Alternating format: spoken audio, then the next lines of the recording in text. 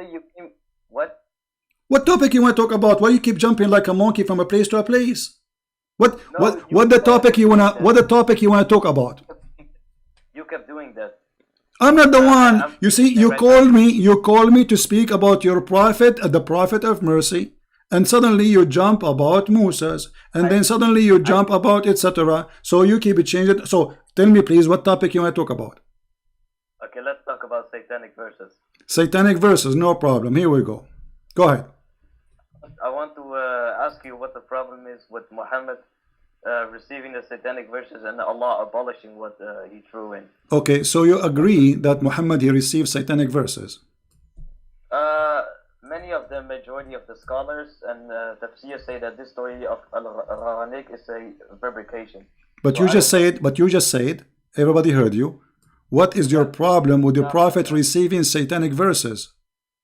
yeah, I do it because Ibn Ishaq and two other early books say that he received satanic verses. All right. So So, can you tell me the story how Allah abolished those verses? How Muhammad he said those verses and how Allah abolished them? what do you mean Will he receive verses? What the verses? about Alat, Manat, and Al-Uzza? Yeah, what he said about them? Basically, he was like praising the gods of the pagans, and later on he said, no, the pagans were happy with it, and later on he said, no, this is from Satan and not from God. Okay. And I want, okay, So you agree with that? yeah, because it's in Ibn Ishaq, but the Wonderful. majority of the scholars and tafsir say it's a fabrication. Wonderful. My friend, we just heard all of you. What's your name, if you might say, so I can call you? Mahdi. So your name is what? Mahdi. Mehdi. Okay, Mr. Mehdi. You are welcome. I'm glad that you called me. You sound like a nice gentleman guy. Let us not to change the topic, please, one by one. You said you agree with the topic. You agree that the prophet he received satanic verses. But it doesn't say in the Quran that Allah he said, can you make Quran like this? Can you make Quran like this? Right? Does the Quran says that?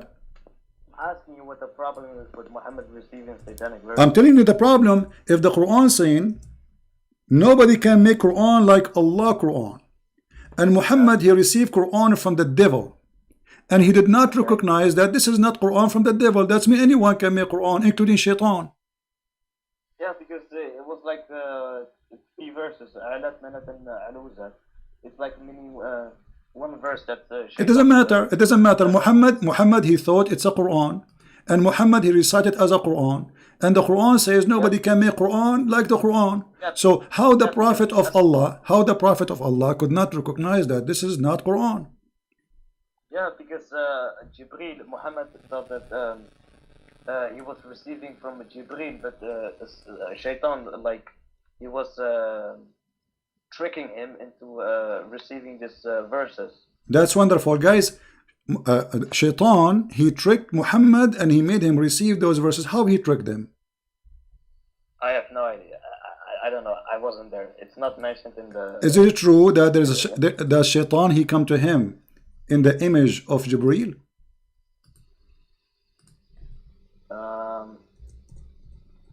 I would like you to show me the source from Ibn Ishaq or any early book. Okay, but you never heard of this story before? Yeah, I did, but maybe it's true. But I just want to hear your problem with the satanic verses, since Allah abolished Okay, no everything. problem. Listen, as long you are the one who agreed that Muhammad he received satanic verses, and you heard of the story that Jibreel or Shaitan he came in the image of Jibreel, right? How and what is our guarantee that not all the Quran is from a guy who came in the image of Jibreel and he's Shaitan? What is our guarantee that the verse is saying that Allah will abolish the Quran, which is from Shaitan, is not from Shaitan himself?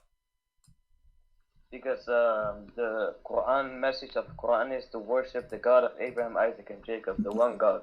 Okay, no problem. But you know, if you worship wrong worship, still you are not following the true God. As an example, you're a prophet, he kissed black stones. You Muslims, you claim that you are not pagans.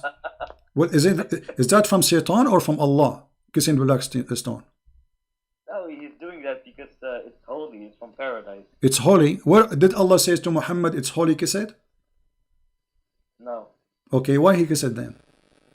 because it's holy. Why it's holy? Because it's from paradise. Where it says that? It doesn't say that. Where it says that it is holy stone and it is coming from paradise, so we shall kiss it. Where it says that? Did Allah says that to him? No. So who said that to him? No, because in reality it's holy because it's from paradise. Okay. That's the reason it's kissing. So if a stone is coming from paradise, that make it holy. Yes. Okay. So when you go to heaven, you are going to kiss everything in the ground? No, that's different. That's when we are in heaven, but we are talking about the earthly life. What do you mean? We are now in the earthly life. We are not in heaven, so that's different. What? So what? If it's a stone from heaven, I mean it's a stone, and kissing a stone will make you a pagan person. Let me ask you, did this stone have a duty or it's useless? What? What do you mean? The stone, you see, we are talking about Muhammad receiving satanic verses, and obviously Muhammad, he received a lot of satanic verses. One of them is the kissing the black stone. So this stone, is it useless or useful? If you touch it, then Allah on the day of judgment will forgive your sins. Okay, guys, if you touch the stone, Allah will forgive your sin. All right. The hadith says, if you touch the stone and the Yemeni corner, Allah, he erase your sin. How and why Allah will erase your sin for touching a stone? Because that's how Allah is making His creation. If He wants to do that, then He is gonna do that. It's His decision. What? It's a stone.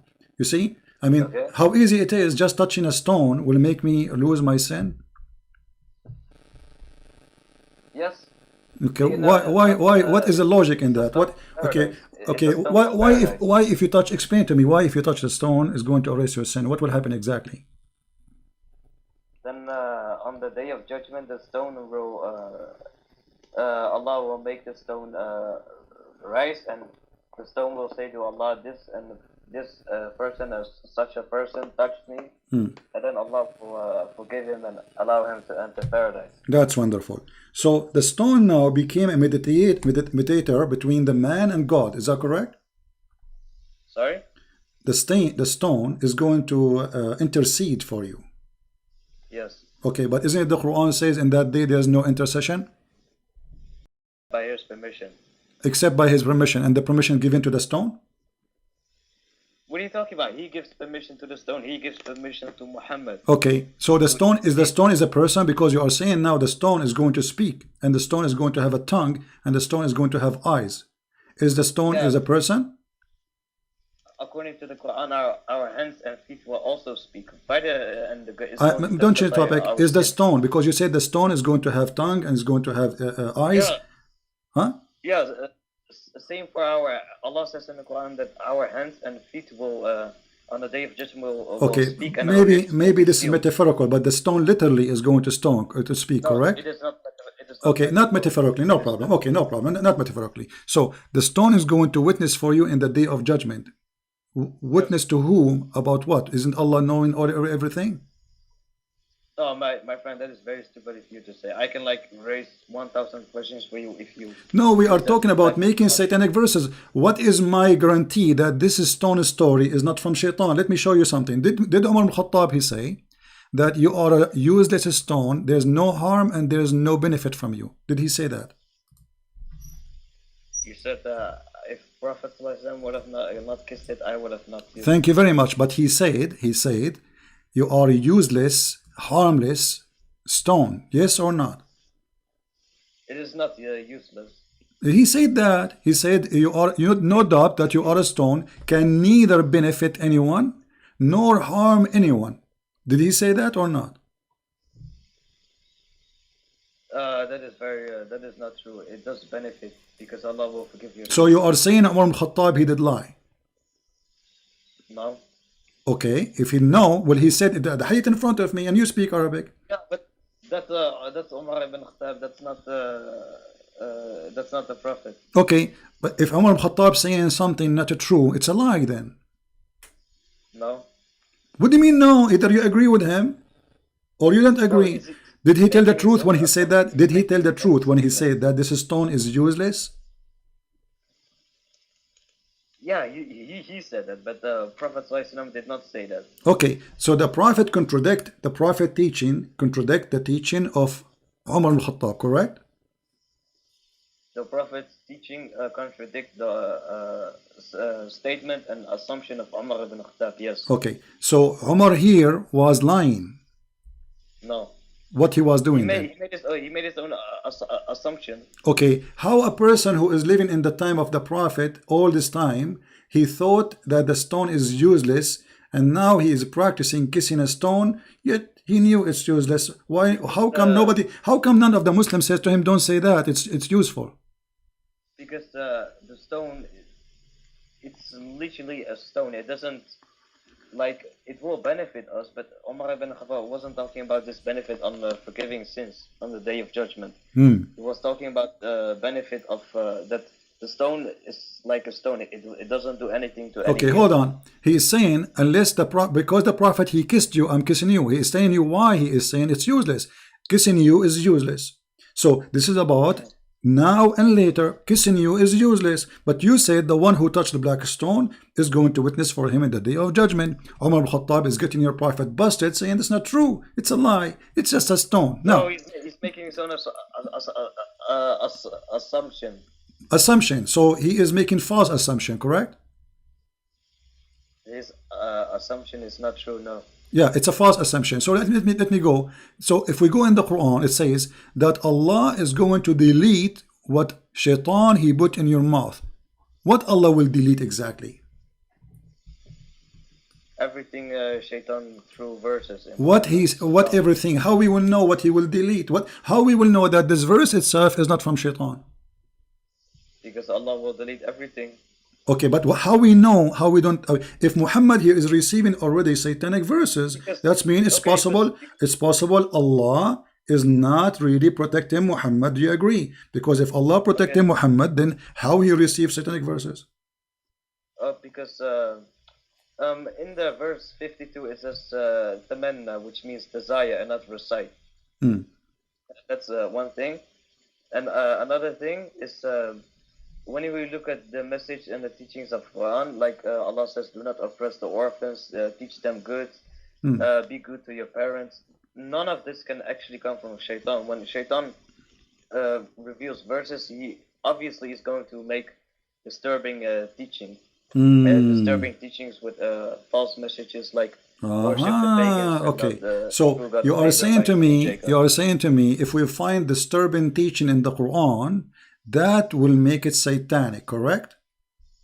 My friend, I'm asking you, if we find a lot of good teachings in the Quran, well, shaitan, he will deceive you. Satan, he will deceive you. As an example, Satan, he might come to you and says, I am, like now, let us say, if I asked you, is the Ahmadiyya as Muslims?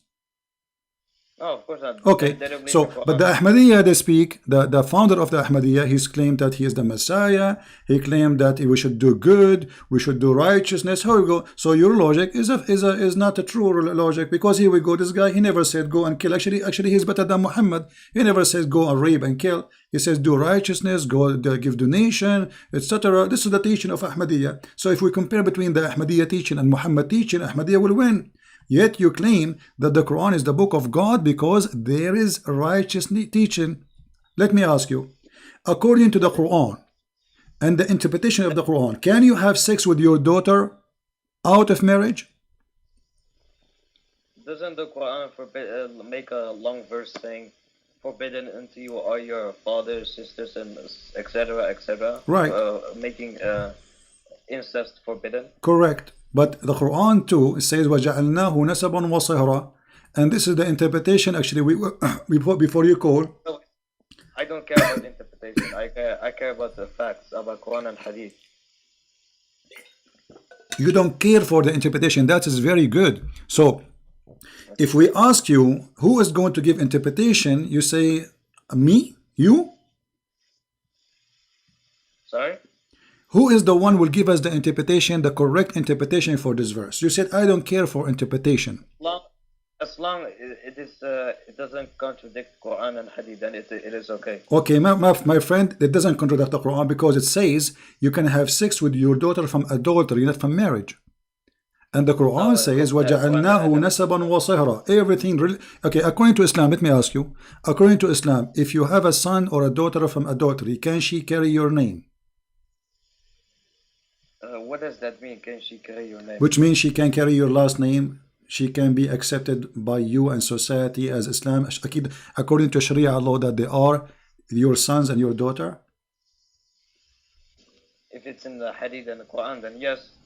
No, according to Islam, and I challenge you, according to Islam, if you have a son from adultery, he cannot be your son. Even your prophet, he said that al-waladu lil-firash waz-zani lil-hajar, which means the one who is the son of adultery, he will be considered the son of the one who owned the bed, not the real father.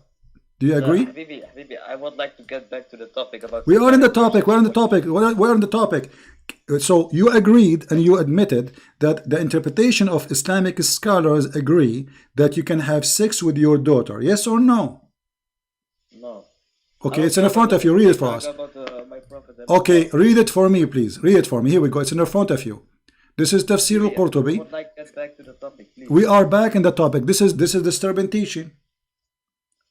No, I would like to talk about your problem with Satanic Verses. Because my friend, we are talking about the Satanic Verses because I believe this is from Satan. That there's a prophet, he come to us and he say, you can have sex with your daughter from adultery.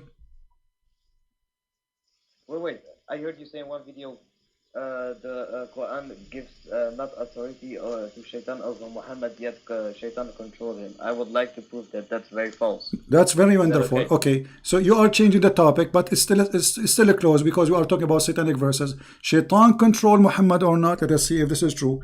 The Satanic Verses, number one, proving that Shaitan controlled Muhammad because he controlled his tongue, he controlled his mind. He made him say things which he should not say. This is number one. Number two, your prophet, according to the Muslims, he was under the control of a black magic. Is that correct? Black magic is not Shaitan. So what it is? It is magic revealed by Hawad and Marut. Okay.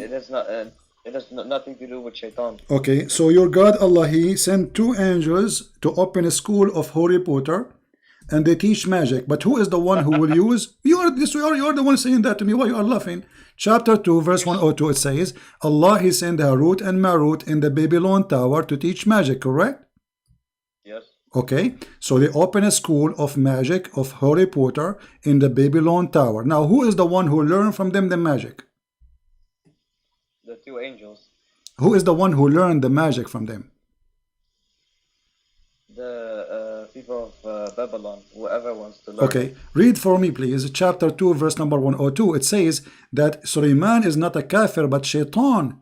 They are the kuffar, who they are teaching the magic. Does it say that? Sorry, can you show me? Okay, chapter 2, verse 102. It's on the screen. You can read. English is not that good. No problem. Here we go. وما كفر سليمان ولكن الشياطين كفروا يعلمون الناس السحر وما أنزل على الملكين ببابل هاروت وماروت. So who is the one who is practicing the bad magic on mankind? Is Shaitan. The Quran says that. So your prophet was controlled by the black magic, controlled by Shaitan. No. The two angels teach magic, but Allah says in the Quran that whoever does accept teaching this magic, he will enter hellfire. My friend, does it say there that Shaitans are teaching magic? Yes or no? Am I lying? No. Okay. No what? So wait, Habibi, I will call you back in just 2 minutes. No, don't call me back. Where you want to go? I'm enjoying conversation with you. You are a scholar. Wait. My mother, I will call you back. I'm not going to stay here forever, my friend. Tell your mother this is important. You are defending Allah. He hang up. Shaitan controlled the prophet. Shaitan, he agreed that he received satanic verses. Muhammad is under the influence of a black magic. He say things he is not aware of. He do things he is not aware of, and yet we can trust him to be a prophet. I mean, what is more proofs we need that Muhammad is a fraud? You know?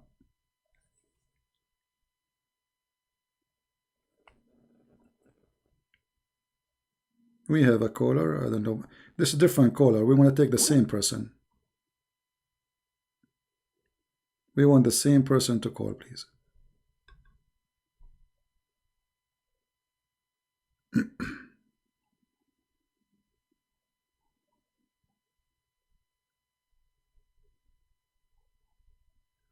Please don't call until the guy he called back. He promised he will call back. Let us see if he's a man who keep his promises. And he is the one who chose Satanic Verses. And you notice how Muslims, they change topics so fast. From a place to a place to a place to a place. All of them do the same thing. And you have to be sure, like you have to force them to stay in one topic. Otherwise, they will be all over the place. And the reason they are all over the place because they are trying to escape the embarrassing moment. He called me to say Muhammad is a person of mercy. The second we start showing him that Muhammad raping women, he changed the topic.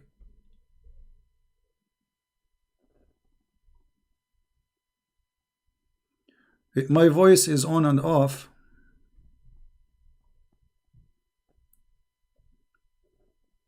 Yeah.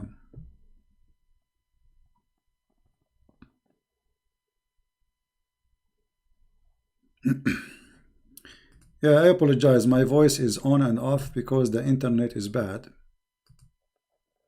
So you have to be. Here we go. He's calling back. Look like he is keeping his promise. That's good. Hello? Hello? Yes. Yes. Okay. So my friend Mahdi, thank you for calling back first. Now your prophet is under black magic. Black magic is what it is? Is it an evil thing? It is like handwork of Shaitan. Okay, it's a work of Shaitan. That's wonderful. So by the work of Shaitan, Muhammad was controlled. How Shaitan was controlling Muhammad according to you? No, black magic. It was controlled. It was okay, but the black magic. Why is it like, okay? Is this magic is good or evil? I'm gonna explain it. If someone wants to use black magic, he can make the person they will use the black magic on crazy, or they can do whatever they want. They can like divorce his wife. Okay, so you are saying that the one who did the black magic to your prophet, he made him crazy. If someone wants to, yes, but this black magic only lasted for 1 year according to Ibn All right. Okay, hold on. So your prophet, according to you, okay, my friend Mahdi, your prophet, he became crazy because of the black magic, and you are the one who said they can make you crazy. So your prophet became crazy because of the black magic. How we can trust a crazy man, as you said, to be a prophet of God? It was only for one. It lasted only for 1 year according to Ibn Ishaq. One year? Okay, 1 year. How many Quran he made when he was crazy? Guys, our friend Mahdi, this is very important, he said, he was crazy, Muhammad was crazy for 1 year only. Okay, how many years Muhammad was a prophet in his lifetime? 23 years. 23 years. So we can say that at least maybe 1% of Muhammad life, he was life as a prophet, he was crazy. So during the 1 year of Muhammad being crazy, according to you, how many chapters Muhammad he made? But he was crazy. When he was under the influence of... Can you speak louder, please? I don't hear you, my friend. Can you speak louder? Can you speak louder? Oh, okay. When Muhammad was under the influence of black magic, Allah subhanahu wa ta'ala revealed two surahs. One I forgot the name of it. One is Surah Al-Falaq, which has 5 verses, and the other surah has 6 verses. Together, them has 11 verses, and Muhammad needed 11 knots because the shaitan.